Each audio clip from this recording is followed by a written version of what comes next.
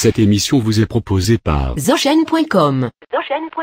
site de commerce international. Yes, allô. Yes, allô. Une émission de Gospel Cross. Conception et présentation, Théo Baya. Bonjour Pasteur Laurent. Oui, bonjour Frère Théo. Merci d'accepter cette invitation de gospelcross.net. C'est toujours concernant notre sujet qui concerne les apparitions de la colonne de feu dans nos églises. Nous voyons des photos des prédicateurs avec la colonne de feu sur leur tête. C'est ainsi que nous avons dit que nous interrogions la personne qui a été la première à attaquer avec beaucoup de force ces photos. C'était vous. Alors, on imagine que vous avez des arguments de la parole pour agir ainsi. C'est ainsi que nous revenons à vous aujourd'hui pour vous poser des questions sur cette colonne de feu. Nous posons la première, Pasteur Laurent. Est-ce que vous croyez, oui ou non, à ces photos de la colonne de feu aujourd'hui sur les Éphésiens 4? Oui, Frère Théo, je vous remercie. Dans le loin du temps de la fin, au paragraphe 258 à 259, le Frère Branham nous montre le travail. Il dit remarquez, comparez-les ensemble avec quand vous rentrez à la maison, remarquez Matthieu 24, Jésus parlant, Paul, 2 Timothée 3:8 et beaucoup d'autres. Et maintenant nous les comparons, dit, et ainsi, prenez une autre écriture, Luc 17:30, Malachie 4. Frère Branham là-bas, il prend l'écriture qui dit, de même que Jeannès et Jambres s'opposèrent à Moïse. Il dit, la parole ointe de l'air. Ainsi, ces hommes, pas un homme, mais ces hommes au pluriel, vous voyez, les oints, vous voyez, donc résistent à la vérité. Donc, le but de la colonne de feu, nous disons que ce sont des opposants à William Marion Branham, parce que le message de l'air est venu juste comme les autres messages qui ont vu, qui se sont fait accompagner des colonnes de feu. Dans le premier exode, nous avons eu Moïse, et Dieu l'avait envoyé, il était un messager pour tout le monde, et l'ange du Seigneur était là pour confirmer ce message unique. Et Jeannès et Jambres s'opposèrent, voyez, à Moïse. Parce qu'ils voulaient aussi que Dieu puisse les confirmer, parce qu'ils ont dit que toute l'assemblée de Dieu est sainte, tout Israël est sainte, et tout. Et la même chose est arrivée du temps de Jésus. Remarquez, c'était le second exode. Jésus était le leader de cet exode. Et la colonne de feu est venue pour conduire le peuple dans l'exode. Et Judas s'était opposé, et vous avez vu la fin de Judas. Maintenant, Paul a prophétisé disant que ces hommes, de même que Jeannès et Jambres s'opposèrent à Moïse. Or, on nous a aussi tombé dans Malachie 4 que je vous enverrai Élie le prophète par rapport à Moïse. Élie le prophète est venu avec un message puissant et Dieu l'a confirmé. C'était le troisième exode dans lequel nous sommes aujourd'hui. Et on a dit one man message. They didn't want it. Le message par un seul homme, ils ne le voulurent pas. C'est ça l'esprit de Corée et de Dathan, et Jeannès et Jambres. Voilà pourquoi c'est une manière de dissuader le peuple pour ne pas rester, avoir confiance à l'homme que Dieu a utilisé, à confirmer d'abord depuis sa naissance jusqu'à ce qu'il a grandi.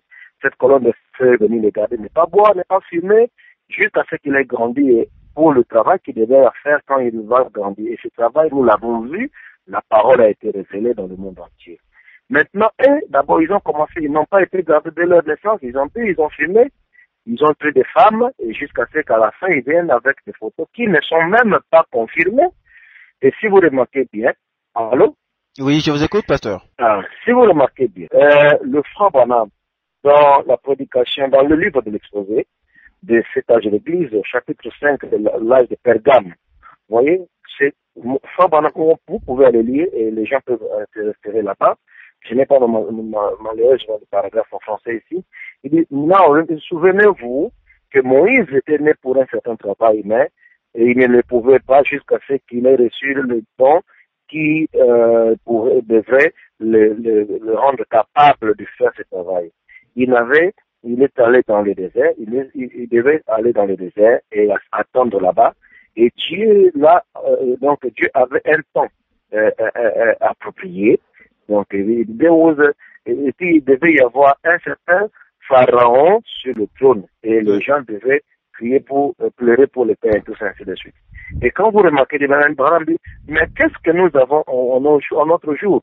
Des multitudes de gens sont en train de chercher des signes, donc d'imiter des signes, au point que nous avons une génération de chercheurs de signes, vous voyez, qui ne connaissent rien au sujet de la parole. D'abord la parole, le but pour lequel la parole était faite, ils ne connaissent pas. Ou d'un véritable mouvement de l'esprit. Ils ont du sang, ils ont de l'huile, ils ont des feux. Et quand ils ont ça, s'ils ont du sang, ils ont du feu, ils sont contents. Peu importe ce que la parole dit, vous voyez. Ils vont soutenir ces signes, n'importe quel signe, même des signes non scripturaires. Et Branham continue là-bas, il dit que Matthieu 24, on avait parlé. Ce sont des séducteurs. Parce que William Branham Branham n'est pas venu nous présenter des photos. Branham est venu prêcher la parole, il parlait d'un ange. Comme les gens ne le croyaient pas à ces messages que Dieu lui a donnés, c'est alors que Dieu a permis de se faire photographier. Et ce n'était pas les appareils que le frère Branham trimballait partout, à tous ces croyants, c'était les hommes de la science. Parce que Dieu savait que nous vivons dans un âge où l'intellectualisme prie. Voilà pourquoi il a permis des preuves scientifiques. Vous voyez? Donc, frère Branham nous dit dans Mon Dieu commissionnant Moïse, au paragraphe 25, il dit que, vous êtes avec moi? Oui, pasteur. Là, il montre comment George Lacey était le meilleur des chercheurs dans le domaine des empreintes digitales. Vous voyez, il a fait passer cela au test de rayon X, ultraviolet, rayon gamma, et cela a produit des résultats, des analyses scientifiques.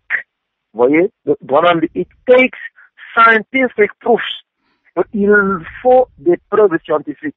Mais remarquez que nos messieurs qui ont des photos de l'œil de lumière, moi je n'appelle même pas ça la colonne de feu, parce qu'il faut que ce soit Branham, parce que lui connaissait la personne là pour appeler ça colonne de feu. Nous on dira que ce sont des photos de feu, de lumière, parce qu'elles n'ont pas été prouvées. Pasteur, si je comprends bien, votre argument pour réfuter ces photos, c'est une raison d'ordre scientifique ou d'ordre scripturaire? Tous les deux. Scripturaire parce que ils ne sont pas les leaders de l'Exode. Nous n'en avons qu'un seul. Et ça, ce message a été déjà confirmé. La seule confirmation que nous en avons besoin, c'est qu'il doit vivre dans nos vies. Hein, comme des chrétiens, sans la politique, sans la rancune, sans des manœuvres, sans l'esprit dénominationnel. Voilà. Mais vous ne pensez pas. Cela ne tient pas non plus. Vous ne pensez pas que si le message est prêché de la même façon qu'il était apporté par le prophète, cela amènerait la colonne de feu dans l'église et jusqu'à être photographiée? Alors, ok. Frère Branham nous a parlé sur la voie du signe. Il n'y a pas que le signe, il y a aussi la voix. Si les gens ont le signe, ils doivent avoir aussi d'autres voix. Or, l'esprit ne parlera pas dans un autre âge, a dit William Branham. La voix, vous voyez, Branham dit le signe, il croit, mais la voix, il ne croit pas. Et Branham dit que Malachie 4 est la voix, vous voyez, et Luc 17:30 est la voix du signe, et le signe, vous voyez. Et le signe est d'abord dans le ciel, vous voyez, la colonne de feu, et nous voyons le discernement sur la terre. Maintenant, ces gens-là, quand ils disent ça, c'est pour nous dire aussi qu'eux aussi peuvent discerner les pensées des cœurs. Alors, je dis que c'est faux parce que le discernement des pensées des cœurs, c'est un signe prophétique. Et ils ne sont pas des prophètes parce qu'il faut que ça soit le Fils de l'homme. Or, le Fils de l'homme veut dire le Fils de Dieu dans un Fils de l'homme. Et nous avons un Fils de l'homme veut dire un prophète. Et ils ne sont pas des prophètes. Donc, il faut que le message, si cela est prêché correctement, ça doit vivre dans leur vie et puis dans leur brebis. Donc, les preuves que nous avons, parce qu'il n'y aura personne pour nous attester que c'est la colonne de feu. D'abord, premièrement, ils ne l'ont pas prouvé scientifiquement et nous n'avons pas de promesses de photos. On nous a promis que partout ce message sera prêché, l'ange sera là pour le confirmer, oui, mais on n'a pas dit que l'ange se fera prendre en photo. Parce que leurs photos viennent des appareils truqués. Et ils ne maîtrisent même pas ce qu'on appelle la science de la photographie. Mon frère, nous avons vu des photos, oui. Nous tous nous avons des photos de lumière. À partir de notre date de mariage, dans les réceptions, dans des fêtes. Et puis nous avons même des amis païens. J'ai un ami païen qui venait de célébrer, bon, pour ne pas dire païen, c'est trop fort, et qui ne croit pas dans ces messages, bien sûr, mais qui est parti célébrer sa fête dans un casino, Et il a pris des photos avec des lumières. Je me suis dit, mais où sont nos chercheurs de signes? Ces photos, nous les voyons partout, même dans le concert de rock and roll. Le problème avec nos frères, surtout en Afrique centrale, c'est qu'ils ils ont peur du test. Branham n'avait pas pris ses propres photos. Les gens ont pris des photos parce qu'ils ne croyaient pas. Vous voyez? Et ils sont allés les faire tester dans les meilleurs laboratoires du monde qui ont attesté que c'est un élément surnaturel. Mais aujourd'hui, même s'il est testé et qu'on disait que c'est surnaturel, nous n'avons pas une promesse avec eux parce qu'ils ne vont pas discerner les pensées de cœur. Ce sont des choses qui sont associées. Mais remarquez que l'esprit derrière nos frères qui publient leurs propres photos, c'est pour dire que, vous voyez même, ils mettent en dessous là-bas, Hébreux 13, oui, Jésus que c'est le même hier, aujourd'hui et pour toujours. Oh, c'est bien de dire ça, mais ils ne comprennent pas que Hébreux 13, 8 marche avec Malachie 4, 17 et 30. Ce ne sont pas des promesses isolées. Vous voyez, nous savons que Jésus c'est le même, même dans nos vies, ici nous le voyons, mais à chacun, il est imparti des rôles. Frère Branham dit que cela n'est pas pour, vous n'allez pas dire que votre pasteur aurait ce don. Ce n'est pas donné à tout le monde. Hébreux 13, 8, oui, mais dans les rôles, nous voyons qu'à un seul a été donné le signe du discernement des pensées de cœur. Et il disait toujours que l'ange est ici avec moi. C'est à cause de l'incrédulité de cette génération scientifique que Dieu a permis de se faire photographier pour régler le problème de l'incrédulité. Maintenant, eux, leurs photos, ils disent qu'ils disent, et de remarquer que tous ceux qui disent qu'ils ont des photos de colonnes de feu aujourd'hui, qui se promènent avec des appareils partout, ils disent après qu'eux aussi discernent des pensées des cœurs. Pasteur, vous voyez ça? Apparemment, vous avez une compréhension particulière de la colonne de feu. Qu'est-ce qu'elle est pour vous, la colonne de feu? La colonne de feu est l'attribut de la plénitude de la divinité. Ça, c'est ce que William Branham dit dans les questions-réponses de 64. Et vous croyez que cette colonne de feu qui a été photographiée, si je ne vous coupe pas, vous allez relayer avec la deuxième réponse. Cette colonne de feu qui a été photographiée sur le prophète, elle était dans le prophète ou elle était juste venant comme ça du ciel? Frère Branham d'abord nous dit que cette colonne de feu que vous voyez sur la photo, il dit c'est l'ange du Seigneur, c'est lui qui accompagnait Israël dans le désert.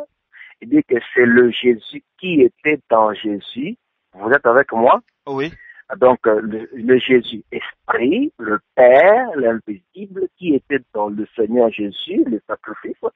Et s'il est le même, Hébreux 13, 8, Branham dit, s'il est le même, il doit être le même en puissance, en principe et en manifestation, à l'exception du corps physique. Donc, dans beaucoup de situations, d'abord, par exemple, l'enseignement de Discord de 32, il dit que si vous voyez quelqu'un qui ne croit pas que Jésus-Christ est le même hier, aujourd'hui et pour toujours, un prédicateur de l'évangile, donc vous voyez, dans les moindres détails, à l'exception du corps. Et Frère Branham nous dit qu'il est ici, vous voyez, comme il était là-bas. Le ministère que nous recevons ici n'est pas différent du ministère que nous avons reçu là-bas.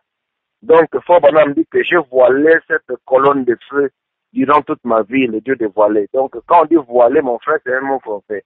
C'est dedans. Et puis, quand l'ange vient vers moi, sa commission 282, Frère Branham dit que cette même colonne de feu est à côté de moi, est à quelques pieds de moi. Il dit maintenant, elle est en train de s'installer en moi. Frère Branham dit s'installer, c'est en dedans. Dans la prédication, l'ange du Seigneur, vous voyez, je crois de 55 ou 51 fois, on a dit, il parle toujours de la photo là. Il dit que cette même colonne de feu là, il dit, elle est en train de se mouvoir en moi, en train de tranquilliser ses nerfs. Il dit, oh Seigneur, quelle foi pour la translation. Vous voyez, donc cela était dedans. Parce que Malachie 4 dit que je vous enverrai. Et envoyé, Jésus avait dit que de même que le Père m'envoie, je vous enverrai. Branham dit que le Père qui avait envoyé Jésus était dedans.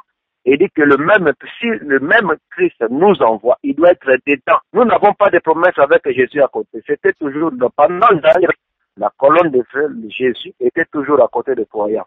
Et la promesse d'aujourd'hui, nous n'avons pas une bénédiction avec la colonne de feu à côté. Nous avons une bénédiction avec la colonne de feu dedans. Et c'est ce qui reproduit Luc de 7:30. Et c'est ce qui amène même la foi de l'enlèvement. C'était dedans. Tu remarquez dans l'Ancien Testament, la colonne de feu la nuit, qui était la colonne de nuée le jour, vous voyez, était d'abord là-dedans dans le temple. Et cela a été manifesté jusqu'au firmament. Donc, ça dit que c'est la gloire qui remplit le temple et dont nous voyons le reflet à l'extérieur. Et puis, aussi, j'aimerais ajouter ceci.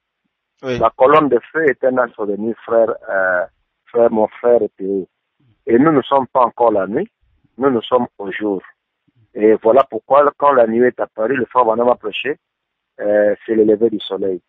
Nous sommes au jour. Donc, voilà pourquoi, le jour, c'est la nuée. Et la nuée, ce sont les myriades, c'est l'ensemble de tous les croyants.